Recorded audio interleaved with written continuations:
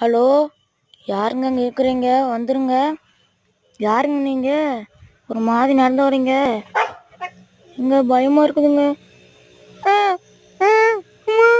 காப்பாத்துங்க. காணாம போயிடுச்சு. இன்னும் பின்னாடி இருக்குது. ஓடி வருதுன்னு காப்பாத்துங்க. மறுபடியும் காணாம போயிடுச்சு.